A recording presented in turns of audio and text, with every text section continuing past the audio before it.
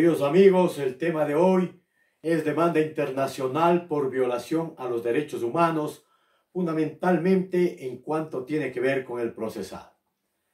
Se conoce como Sistema Interamericano de Protección de los Derechos Humanos y tenemos dos organismos que son la Comisión Interamericana y la Corte Interamericana de Derechos Humanos como los competentes y que tienen jurisdicción para conocer los temas sobre los derechos humanos en las Américas, como es el término que se utiliza y se ha venido utilizando.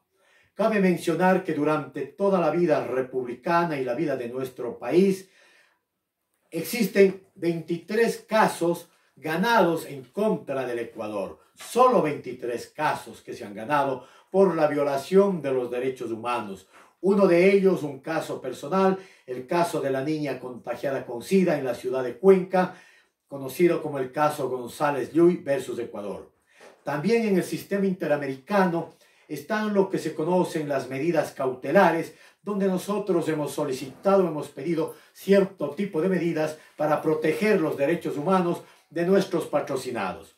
Es importante señalar que la mayoría de casos fundamentalmente han hecho referencia a la violación de los derechos humanos en cuanto tiene que ver con el sistema judicial. De los 23 casos, prácticamente los 15 casos se refieren a las violaciones fundamentales en contra del debido proceso, de las garantías judiciales, del plazo razonable y, por supuesto, del error judicial y de una mala administración de justicia.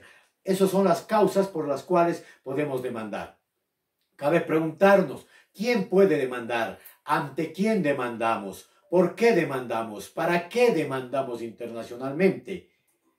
Entonces las respuestas están en la práctica en cuanto tiene que ver con los derechos humanos. Primero, ¿quién puede demandar? En el sistema interamericano existe otro tipo de terminología. Está dentro de la especialidad de los derechos humanos. Primero, demanda a la víctima. Bien puede demandar los ofendidos o el ofendido y también puede demandar un peticionario.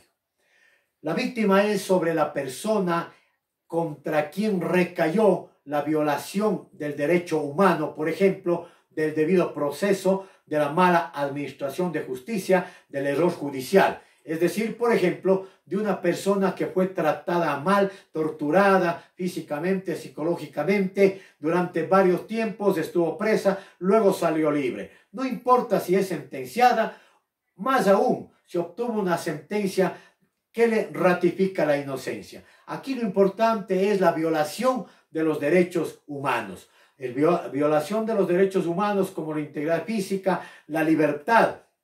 Es importantísimo la dignidad, el maltrato o la tortura que haya sufrido en contra de su moral también.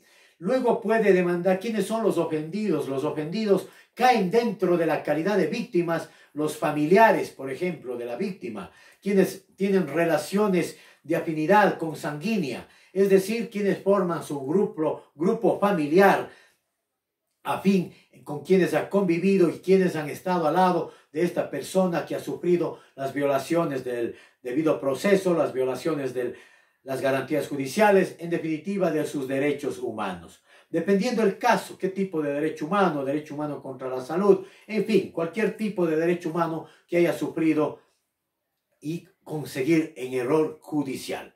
Luego también tenemos el peticionario. El peticionario para presentar la reclamación o demanda internacional puede ser cualquier persona. Obviamente es importante que tenga mucho conocimiento en derechos humanos, sepa lo que significa una constitución y por supuesto claros ejemplos y estudios de la casuística de los casos que ha llevado en contra del Ecuador y ha perdido este país para con ello poder llevar a cabo y llegar a buen término con esa reclamación o esa demanda internacional. Como hemos visto entonces, son ellos quienes pueden presentar la denuncia. ¿Ante quién? Se tiene que presentar primero ante la Comisión Interamericana de Derechos Humanos. Una vez que se presenta la demanda internacional ante la Comisión Interamericana de Derechos Humanos, esta califica la misma y le da el trámite pertinente, le da un tiempo al Estado para que responda. Luego abre una etapa de prueba, presentamos esa prueba y una vez que se concluye que hay una causa probable, se denomina, o un caso probable, nosotros hay que presentar toda la prueba que tenemos, presentar los argumentos, bien sea en Washington, donde funciona la Comisión Interamericana de Derechos Humanos, o a través de los medios telemáticos, actualmente a través del correo electrónico o de cualquier otro medio. Hay que presentar, inclusive si es que es posible físicamente, hacerse un viaje a Washington, si hay la posibilidad, para presentar personalmente todo tipo de pruebas. Ya me voy a referir más adelante. Luego, la comisión, cuando considera que hay un caso probable, presenta el caso, ellos, conjuntamente con quienes patrocinamos el caso, ante la Corte Interamericana de Derechos Humanos. Una vez que se inicia donde la Corte Interamericana, asimismo se abre un espacio de notificación al Estado o el término prudencial para contestar, luego se abre la etapa de prueba, la audiencia preliminar, luego hay otro tipo de audiencia, y luego obviamente una sentencia o resolución, la misma que no tiene carácter de apelable, no se puede apelar la sentencia que lleguemos a ganar nosotros o que el Estado nos gane. Es importante señalar la realidad desde la práctica penal, desde la práctica de la defensa de los derechos humanos. Aparentemente es fácil, aparentemente el trámite es sencillo, sí, pero sin embargo la práctica es fundamental porque hay casos, por ejemplo, en el que yo me demoré, concluí desde el inicio hasta el fin, el caso González Lluy versus Ecuador, o de la niña contagiada con SIDA versus Ecuador, o simplemente Iván Durazno versus Ecuador. Me tomó 13 años. Indudablemente durante ese lapso de tiempo tuve que prepararme en una maestría en la Universidad Central para entender mejor el caso de los derechos humanos. Múltiples cursos para poder entender. No es fácil, no es sencillo. Yo le llamo el álgebra del derecho a los derechos humanos. Bueno, lo importante desde la práctica es saber que los principios fundamentales, se supone, son todos aquellos que protegen a los derechos humanos, al debido proceso, protegen al sistema procesal de las Américas, entre ellos, por supuesto, la imparcialidad, está también la oralidad conjuntamente con el sistema escrito, está un sistema de aplicación no necesariamente de las pruebas aplicadas judicializadas. Aquí es importante, más adelante me refiero a qué tipo de pruebas vamos a hacerlo. Sin embargo, la realidad es de que cuando usted presenta un caso, se demora mucho en que le califiquen, se demora demasiado, luego a una notificación al Estado, luego para las pruebas pasa 2, 3, 4, 5 años en el mejor de los casos. Hay otro caso que está por concluir casi ya, que lo tengo en la Corte Interamericana, llevamos asimismo casi como 10 o 12 años. Sin embargo, es importante llevar los casos. ¿Por qué? Quiero hacer mención a una figura de derechos humanos del sistema interamericano que se conoce como la solución amistosa. En esto es importante, porque desde que usted presenta la demanda hasta que pueda concluir con una sentencia, esta figura del sistema interamericano se conoce como solución amistosa. Es cuando usted puede llegar a un acuerdo con el Estado ecuatoriano a que le dé una parte o algo de lo que usted reclama, hablando económicamente, o cualquier otra situación que usted presente en la demanda. Es importante esta figura jurídica, ya que con ello usted puede hacerlo en cualquier momento. Tenemos muchísimos casos que se han dado con solución amistosa, es decir, no hemos demorado 2, 3, 4, 5 años, 7 años, sino a veces a los 6 meses, al año, 2 años, se ha llegado a feliz término, lo que en derecho conocemos también como los métodos alternativos de solución de conflictos. Ingresa en esa situación que se conoce como solución amistosa y llegamos a un buen acuerdo con el Estado. También debemos referirnos cómo presentar la demanda. ¿Qué debe contener la demanda? La petición se denomina. En el sistema interamericano se conoce como la petición. La petición o la demanda, para mejor término de enseñanza, de comprensión, contiene generalmente las generales de ley, de quién es la víctima, quiénes son las víctimas, quién es el peticionario, con todos los datos de teléfono, redes sociales, dirección, código postal, es decir, todos los datos que podemos proporcionar para recibir las notificaciones como en el correo electrónico, todos aquellos datos telemáticos, informáticos y físicos, por ejemplo. Luego tenemos que relatar los hechos, es decir, la parte fáctica, los hechos, desde cuándo fue, por ejemplo, violado en sus derechos, desde cuándo inició o estuvo preso, desde cuándo se procesó o desde cuándo no le recibieron en un hospital, en un colegio, en su sector laboral, es decir, todos los hechos que se refieren a la violación de los derechos humanos. Aquí es importante cómo presentarlo. Es importante presentarlo por fechas y lugares y luego los acontecimientos que fueron sucediendo. Me invento 1 de abril del año 2020. A Juanita no le recibieron en un hospital. ¿Por qué? Por tales o cuales circunstancias. Y obviamente con las fechas, lugares. Luego en la demanda o en la petición presentamos cómo se violaron los derechos.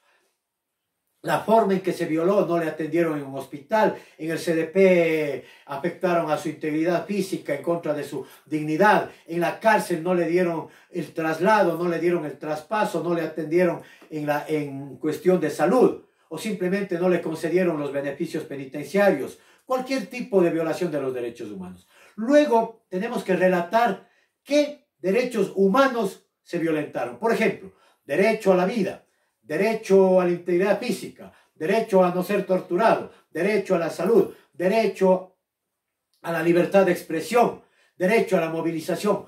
Relatamos los derechos que han sido violados. En la misma petición o demanda presentamos qué instrumentos internacionales, qué leyes internacionales se violaron. Por ejemplo, el derecho a la vida, a la integridad física. En esta parte ponemos, se violó el artículo 66, por ejemplo, tratándose del Ecuador. Numeral 3, la integridad física, numeral 3, la tortura, el numeral 2, la libertad, el numeral 4, por decir algo. En cambio, derechos a la salud, por ejemplo, de los adultos mayores, de las mujeres embarazadas, de los presos, puede ser artículo 35 de la Constitución de la República. Y es importante poner todas las concordancias. Esto significa las otras leyes del derecho material. Por ejemplo, estos artículos de la Constitución en concordancia con el Código Orgánico de la Función Judicial, por ejemplo, cuando no se aplicó directa e inmediatamente las normas constitucionales de instrumentos internacionales, como son los artículos 4, 5, 6 y 7, por ejemplo, del Código Orgánico de la Función Judicial, o no hubo imparcialidad de parte de uno de los jueces, consta también en este código del 1 al artículo 32. Fundamentalmente debemos poner que se ha violentado el artículo 32 del Código Orgánico de la Función Judicial. ¿Qué dice este artículo? Este artículo hace referencia principal y fundamentalmente al error judicial, a la mala administración de justicia, a las garantías del debido proceso, al plazo razonable. Y por supuesto, esto siempre va en concordancia con el sistema procesal ecuatoriano que lo define el artículo 169, cuando nos dice que las garantías judiciales son las que requieren la máxima protección del Estado. Y dice que el sistema procesal es un medio para la realización de la justicia. Es importante también dirigirnos a lo que dice la Constitución en el artículo 11, numeral 9, cuando hace referencia a que el más alto deber del Estado ecuatoriano es respetar y hacer respetar los derechos humanos. Luego, en la petición debemos poner qué instrumentos internacionales se ha violentado. Por ejemplo, cuando es derechos humanos que favorecen a la mujer, la CEDAW, la Convención de Belém do Pará; cuando se trata de los niños, la Convención de Beijing; cuando se trata de sectores indígenas, campesinos, tenemos la OIT; tenemos, por ejemplo, en cuanto para los reclusos, los convenios de los pactos de 1966, 1969, en fin. Ahora, más abajo, obviamente en la parte pertinente, ya para concluir, debemos poner ¿qué reclamamos? ¿Qué reclamamos con la demanda internacional? Varias cosas. Primero, un reclamo del daño material e inmaterial que se causó a la víctima, a sus familiares. Esto se cuantifica en números, en una cantidad económica. Por ejemplo, para recibir $1.000.000 debemos poner 20 millones de dólares ante la Comisión Interamericana de Derechos Humanos y luego ante la Corte Interamericana ratificar dicha cantidad. ¿Por qué? porque al igual que en el Ecuador, si ponemos una reclamación de $100.000, ténganlo por seguro que nos darán $1.000 o nos darán menos inclusive. Pero si reclamamos 7 millones, 27 millones, obviamente el sistema interamericano hoy por hoy no puede dar menos de $500.000. Ahora, segundo, ¿qué reclamamos también? Reclamamos que se dé el juicio de repetición en nuestro país, que la Corte Interamericana en sentencia llegue a ordenar que el Estado obviamente sancione a los culpables. ¿Quiénes son los culpables? Fiscales, jueces, directores de hospitales, directores del trabajo donde fue víctima de la violación de derechos humanos, en fin, del cuerpo de bomberos, de la Policía Nacional, peritos que se prestaron para juicios políticos.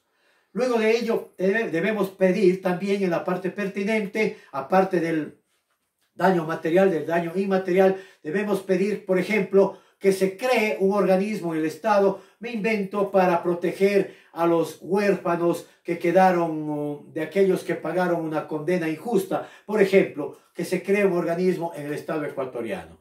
Obviamente, eso es lo más importante muchas de las veces, no solo el plano económico. También es importante solicitar ahí, cuando no ha sido investigado íntegramente, que se investigue, que se llegue a descubrir la verdad. Hay un principio fundamental, inclusive en el sistema interamericano, como es el derecho a la verdad. Eso fundamentalmente se da cuando hay una mala práctica por parte de los miembros de la fuerza pública y obviamente se exceden en sus atribuciones cuando violan el Código de Conducta de las Naciones Unidas para el ejercicio de la fuerza pública.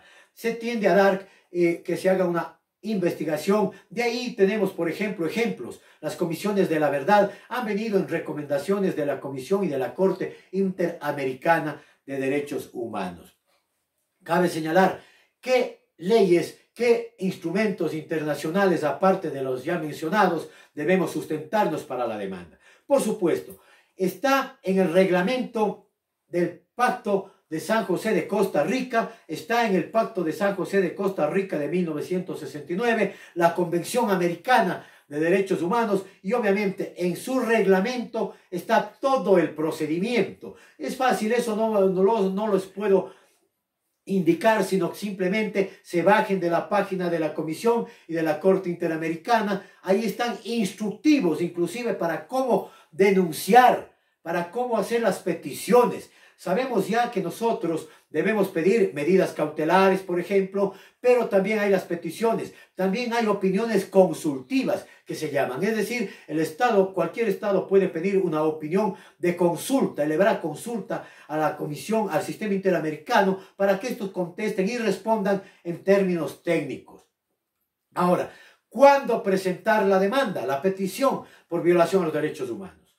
Los tres requisitos que ya habíamos visto en días anteriores y que constan en uno de nuestros temas es, primero, agotar los recursos internos. Segundo, un plazo de 6 meses desde la última actividad que hayamos realizado en el Ecuador. Y por último, que no se haya presentado una petición ante otro organismo de defensa de los derechos humanos. Si alguien presentó una denuncia ante la Asamblea de las Naciones Unidas, a algún comité o algún otro organismo, no procede la petición y el adelanto de la demanda. Lo mismo los recursos internos, si no agotó recursos administrativos, de derechos humanos, judiciales o constitucionales en nuestro país, no procede. Aquí es importante señalar, hay dos excepciones para proceder sin agotar los recursos internos. Cuando el caso fue netamente político o cuando hubo denegación de justicia, es decir, con jueces no imparciales, con jueces parcializados, generalmente casos que tienen que ver con la política, hay que ir directamente a la petición, a la demanda de carácter internacional. Por último, para concluir, ¿qué sacamos nosotros? Precisamente, no solo dejamos un precedente internacional. Al convertirse en un caso, este caso se convierte ya en caso de la Corte Interamericana de Derechos Humanos y eso se conoce como jurisprudencia internacional. Antes de continuar, un llamado a que te suscribas a nuestro canal de YouTube, Pitch and Greenland. Están todos nuestros temas que lo hacemos en vivo porque Siempre es importante demostrar si conocemos o no sabemos del tema, porque ya grabado, ya para qué se dice alguna canción muy parecida. Entonces, ¿para qué hemos demandado a nivel internacional? Primero, sentamos precedente nacional e internacional. Segundo, obtenemos una indemnización, ¿por qué no decirnos millonaria? Tercero, conseguimos la creación de algún organismo, fundación o cualquier personería jurídica para alguna situación en nuestro país. Cabe señalar también que nosotros tenemos y consideramos la jurisprudencia internacional, pues nuestra legislación ha adoptado la supremacía de las leyes internacionales en materia de derechos humanos como supraconstitucionales cuando aplicamos para cada uno de los casos. Por lo tanto, la supremacía y obviamente la eventual asimilación y aplicación de los casos de la Corte Interamericana son fundamentales. Les recomiendo que lean el caso Tibi, que se estudia en las universidades. Nuestro caso, humildemente, también se estudia en las universidades. El caso de la niña con SIDA. El caso Vera Vera, que también lo llevamos nosotros. El caso Vera Vera lo llevamos y obviamente a buen término. La casuística es importante. Queridos amigos, muchas gracias. Saludos. No dejen de ingresar a la página de la Corte Interamericana, leer y estudiar los casos que los he hecho referencia. Un abrazo a todos.